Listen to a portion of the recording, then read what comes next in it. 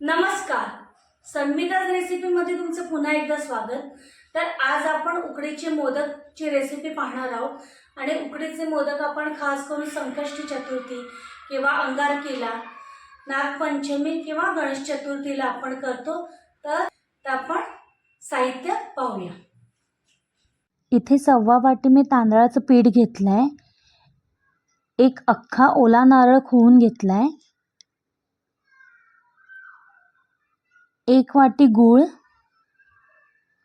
3 चमचे साखर, अर्धा चमचा खसखस, मनुके, काजूचे काप, बदामाचे काप आणि अर्धा चमचा वेलची पूड। आता आपण सारण करून घेणार आहे। तर आता ओलं खोबरं कढईमध्ये घेतलं आहे। आता त्यात गूळ आणि साखर, आता हे आपल्याला व्यवस्थित मिक्स करून घ्यायचं आहे आणि साखर आणि गूळ आपल्याला विरघळवून घ्यायची आहे।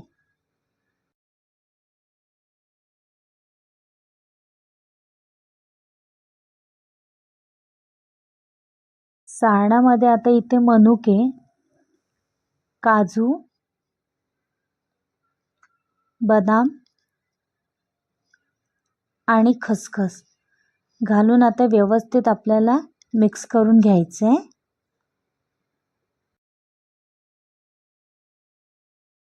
आता ह्यामध्ये 2 चमचे तूप घालायचं आहे।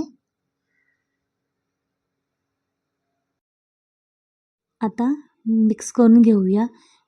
इथे मी सारणामध्ये खसखस घातलेली आहे। खसखस घातल्याने सारणाला खूप छान अशी टेस्ट येते आणि उकडीचे मोदकही खूप छान लागतात। आता या सारणामध्ये जायफळ किसून घालायचं आहे आणि वेलची पूड। आता आपल्याला व्यवस्थित मिक्स करून घ्यायचं आहे आणि आता इथे आपलं सारण तयार आहे। मोदकासाठी आता आपल्याला इथे उकड काढून घ्यायची आहे। हे आता इथे तापलेली आहे, त्यामध्ये आता 1.5 वाटी मी पाणी घेतलेलं आहे, पाव चमचा मीठ घालायचं आहे, अर्धा चमचा तूप घालायचं आहे। तुपाऐवजी तुम्ही अर्धा चमचा तेलही वापरू शकता।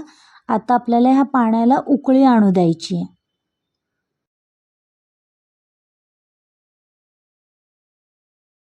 आता या पाण्यामध्ये हे पीठ घालायचं आहे आणि आपल्याला आता व्यवस्थित ढवळून घ्यायचं आहे आता पीठ आणि मिक्स करून घ्यायचं आहे।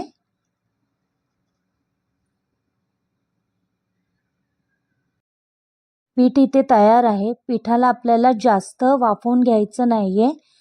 आता मी ह्यावरती झाकण ठेवून गॅसची फ्लेम बंद करायची आणि 5 मिनिटं झाकण ठेवून हे पीठ असंच ठेवून द्यायचं।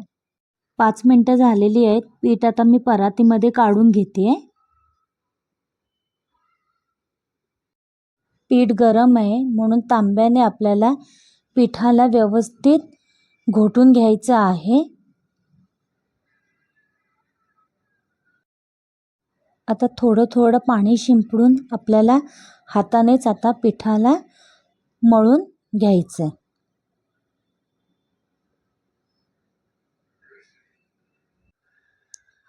परत थोडंसं पाणी आता शिंपडून आपल्याला जास्त ओतायचं नाही आणि पीठही आपल्याला जास्त पातळ नाही करायचं। एक मऊ असा गोळा आपल्याला पिठाचा मळून घ्यायचा। पीठ मळून झालेलं आहे।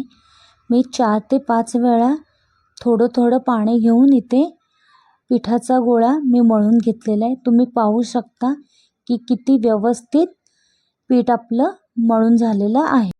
आता आपण मोदक करायला घेऊया। इथे मी एक लिंबा एवढा गोळा घेतलेला आहे, तो आता आपल्याला गोल करून घ्यायचा आहे आणि तेलाचा हात घेऊन आपल्याला या पिठाची वाटी तयार करून घ्यायची. दोन्ही हाताने व्यवस्थित ती प्रेस करून आपल्याला वाटी करून घ्यायची आहे.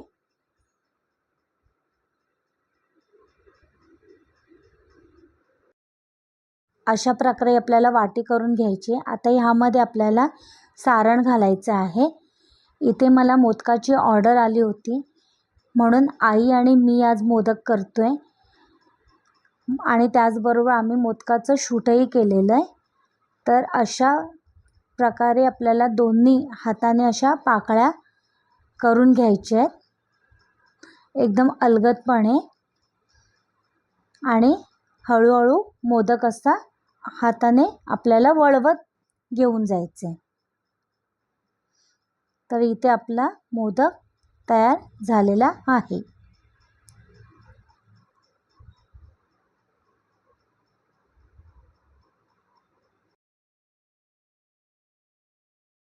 आता इथे दुसरा मोदकही आपण करूया. अशीच 2 बोटांच्या साहाय्याने आपल्याला पिठाची वाटी करून घ्यायची आहे. सारण भरून घ्यायचं आहे आणि मोदकाच्या आपल्याला पाकळ्या करून घ्यायच्या. अशा प्रकारे आपल्याला हळूहळू पाकळ्या करून घ्यायच्या. हळूहळू आता ह्या मोदकाला पण तसंच वळवून घ्यायचं आहे. आता पहिला आपण मोदक पाहिला, आता हा आपण थोडा फुलाच्या आकाराचा मोदक पाहणार आहोत. सोपा आहे. तेलाचा हात घ्यायचा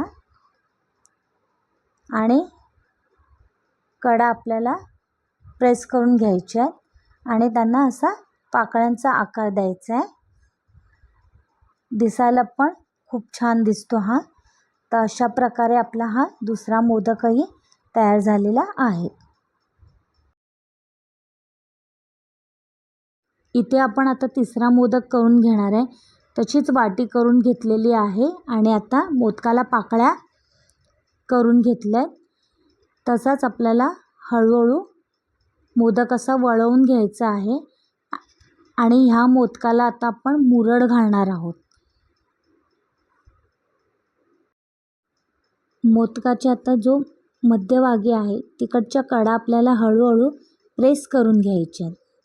अशा प्रकारे आपल्याला प्रेस करून घ्यायचे आहेत.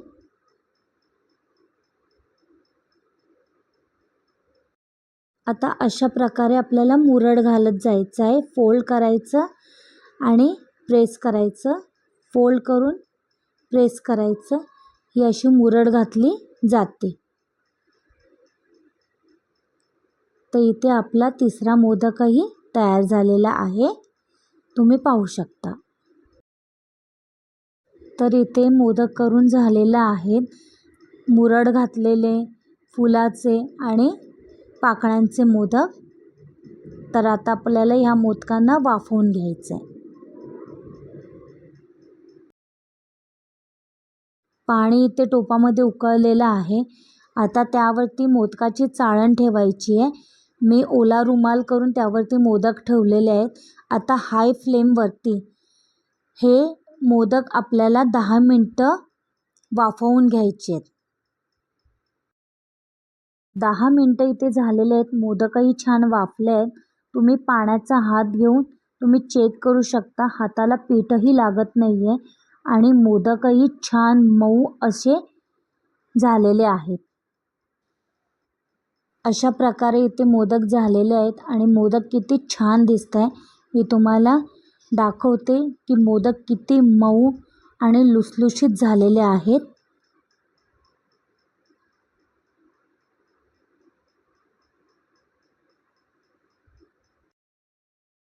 आणि हे मोदक गरम गरम तुपासोबत खायला खूप छान लागतात.